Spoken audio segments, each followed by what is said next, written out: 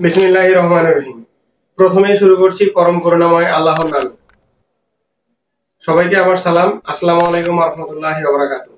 সবাইকে স্বাগত জানাচ্ছি আমাদের ইউটিউব চ্যানেল ধর্ম ও বাস্তবতায়। আমাদের আজকের আলোচনা আসমানি কিতাব। আসমানি কিতাব আমরা সবাই জানি 104 খানা। এর মধ্যে 4 খানা প্রধান কিতাব, বাকি 100 খানা সহিফা। প্রধান 4 খানা কিতাব হচ্ছে তাওরাত, জাবুর, ইনজিল, কোরআন। তাওরাত নাজিল হয়েছে মুসা আলাইহিস সালামের উপর। এটি হিব্রু ভাষায় মুসা আলাইহিস সালামের উপরে অবতীর্ণ হয়েছে।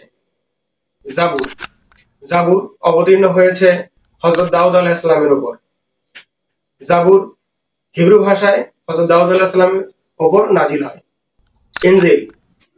ইনজিল হযরত ঈসা আলাইহিস সালামের উপর আরামাইক ভাষায় ঈসা আলাইহিস সালামের উপর অবতীর্ণ হয়। কোরআন আমাদের ইসলাম ধর্মের মহাগ্রন্থ। আমাদের শেষ নবী হযরত মুহাম্মদ সাল্লাল্লাহু আলাইহি ওয়াসাল্লামের উপর অবতীর্ণ হয়।